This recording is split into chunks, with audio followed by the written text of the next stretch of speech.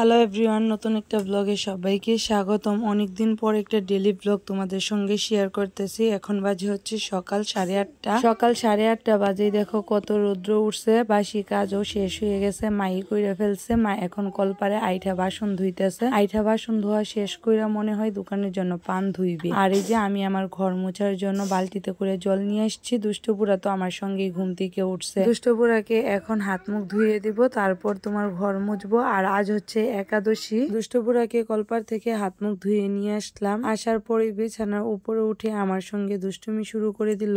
বলো, তাহলে মাত্র হাত মুখ ধোয়া এনে দিছি, বলতেছে সে সানা শুরু খাবে। তোমার দেখাবো, দাঁড়াও দেখাইছি, দেখছো? বললে দাও হ্যালো গাইস, হ্যালো গাইস বললে দাও না, প্লিজ বলো। তোমার কই ব্যথা দিছি আমি? এই যে আমার ঘর মোছা হয়ে গেছে, কিছু ময়লা কাপড় ছিল সেগুলোও বের করে নিছি আজকে ধোয়ার জন্য। কাপড়গুলো ধুয়ে তারপর স্নান করে আসবো। মা এখনো কলপার থেকে আসে নাই, মা আসলে তারপর আমি যাব। দুষ্টপুরা জলের মাঝে ভিজিয়ে বিস্কিট খাচ্ছিল। এরকম ভাবে কে কে বিস্কিট খাইছো? আমরাও কিন্তু ছোটবেলায় এরকম ভাবে অনেক বিস্কিট খাইছি। আমি এখনো মাঝে মাঝে জলের মাঝে বিস্কিট ভিজিয়ে খাই। এটা খাওয়ার মজা কিন্তু অন্যরকম। যারা না খাইছো তারা একবার ট্রাই করে দেখতে পারো। এখন যাব মন্দিরে। প্রতি একাদশীর দিন আমাদের যে বাসার কাছে গিরিধারী মন্দির আছে, সেই মন্দিরে দুধ, চিরা, কলা এইগুলা দেওয়া হয়। চিরাটা হচ্ছে তোমার দ্বাদশীর দিনের জন্য, আর দুধ কলাটা হচ্ছে একাদশী দিনের জন্য। তারপর মন্দিরে ওইগুলা দিয়ে প্রণাম করে আবার বাসায় চলে এসেছি। চা করবো। চায়ের জন্য পাতিলে চৌকার উপরে গরম জল বসিয়ে দিলাম। আর এই যে একটা হরলিক্সের প্যাকেট এনেছি, হরলিক্সটা করে দুষ্টপুরাকে খাবার খাইয়ে দিব। দুষ্টপুরা এদিকে কান্না করতেছে।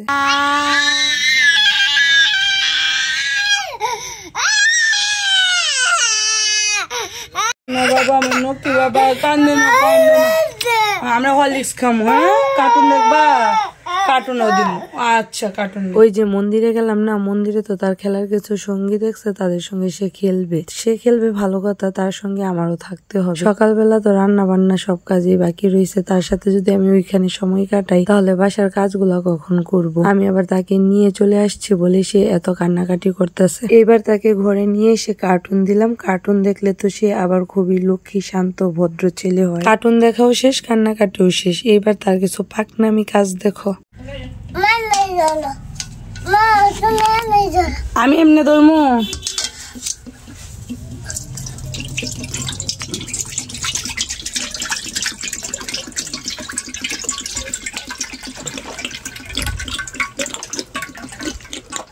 দুধটা যে ছেঁকে রাখতে হয়, তার জন্য যে ছাঁকনির প্রয়োজন হয় সেটাও কিন্তু সে জানে। সে গিয়ে ছাঁকনি নিয়ে আসলো, আর তারপরে তো কিরকম ভাবে দুধটা ঢেলে রাখলো দেখলে। এখন চলে এসেছি রান্নাঘরে। রান্নাঘরে এসে দুইটা উনুনি ধরাই দিছি। এক চৌকাতে রুটির জন্য গরম জল বসিয়ে দিছি, আবার আটাটাও তোমার ঢেলে নিছি রুটি বানানোর জন্য। ওইখানটাতে বসে মা ঠাকুর ঘর থেকে যে ঠাকুরের বাসন বের করছে ওইগুলা মাঝামাঝি করতেছিল ঠাকুর পূজা দিবে বলে। কিছুদিন আগে যে গোপাল মন্দিরে কীর্তন হয়েছে, সেই কীর্তনের মেলা থেকে দুষ্টপুরাকে এই রুটি বেলনির পিড়িটা কিনে দেওয়া হয়েছে। আমাদের সকালের খাবার খাইতে খাইতে তো এমনিতেই 11টার মতো বেজে যায়। আজকে যখন রান্নাঘরে আসছি তখনই 11টা বেজে গেছিল। কিছু রুটি বানানোর পর বাবাকে দিয়ে আসতে দিলাম দুষ্টপুরার কাছে। দুষ্টপুরাকে আবার এটা ওটা কাজের কথা বললে আমার করে দেয়। এই যে তার ছোট বেলনি পিড়ি দিয়ে দেখো কি সুন্দর রুটি বানাইছে দুষ্টপুরা। এই যে বাবাকে রুটি দিয়ে আসতে সে যাচ্ছে। এখন রুটি বানানো শেষ হয়েছে, তার একটু পরে দাদু আবার ঘুম থেকে উঠছে। ঘুম থেকে উঠে সোজা চলে গেছে কলপারে। কলপারে গিয়ে একাই স্নান করতে শুরু করে দিছে। একা স্নান করলে আর কি ভালোভাবে সে স্নান করতে পারে না। শরীরে সাবান দেওয়া ছাড়াই কোন রকম ভাবে খালি জল ঢাইলে স্নান করে। মা তো ছিল ঠাকুর ঘরে, আমারও রুটি বানানো হয়ে গেছে। তারপর আমি গিয়ে স্নান করে নিয়ে আসলাম। এখন ওই যে স্নান করে আইসা রোদের মাঝে তোমার চেয়ারে। তোমরা কি জানো আমার বাবা কত কাজ করে আসছে মাত্র?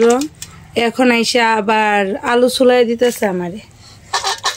ওর মা তো আর কোনো কাজ টাজ করে না, ওর মা সারাদিন বইসা ভিডিও বানায়, যার জন্য ওর অনেক কাজ করতে হয়। এই যে মাত্র তার গেঞ্জি দিয়ে আমাদের ঘরগুলা মুচ্ছাইলো।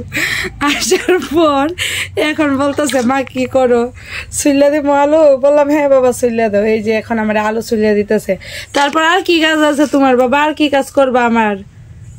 হ্যাঁ, আর কি কাজ করে দিবা আমারে? গলম? এটা কোনো ব্যাপারই না। এই যে এখানে জল আছে ঠান্ডা, এটার মাঝে ধরো, দইরা দইরা ছুলাও। হ্যাঁ, বাবা তো সব পারে। কয়টা ঘর মুচ্ছ মাত্র? পরিষ্কার তো করলা? তোমার গেঞ্জিটা যা ময়লা হইলো, তোমার গায়ের গেঞ্জিটাও তো ময়লা হইলো। তোমার গায়ের গেঞ্জি দিয়া ঘর মুচ্ছে এইসো, তুমি কি একটু একটু কামলা?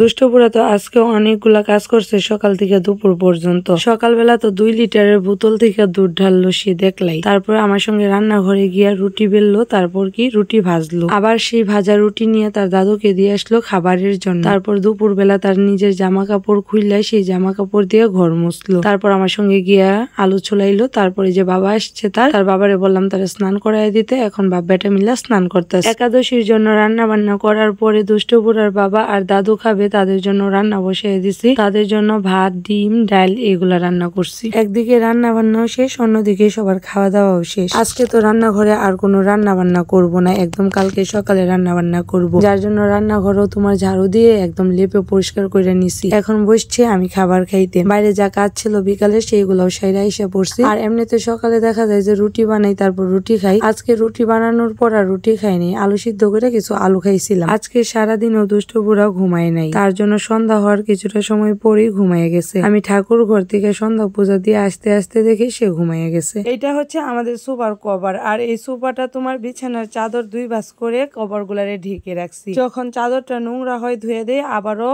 ধোয়ার পর এই চাদরটা এরকম ভাবেই সোফার উপরে বিছাইয়া দিই। আজকেও চাদরটা ধুয়ে তারপর বিছানো হয়েছে, যার জন্য চকচক করতেছিল। আজকে দুপুরে রান্নার পর দুষ্টপুরার বাবা ভাত খায় নাই, সন্ধ্যার পর ভাত খাইছে। দুপুরে ভাত খাইছিল আগের দিনে যে ভাত ছিল সেইগুলা, সেই ভাতগুলারই সে পান্তা ভাত বানাইয়া খাইছে। আর গরমের দিনে তো পান্তা ভাতের স্বাদই আলাদা। বিকেলে যে কাপড়গুলা রোদ্র থেকে এনে ঘরে রাখছিলাম সেই কাপড়গুলো আর গোছানো হয় নাই। দুষ্টপুরার বাবাকে খাবার দেওয়ার পর এই কাপড়গুলো গুছিয়ে নিছি। আইঠা বাসনগুলো এখন ধুবো আর মার ঘরে নিয়ে মার কাপড়গুলা রেখে আসবো।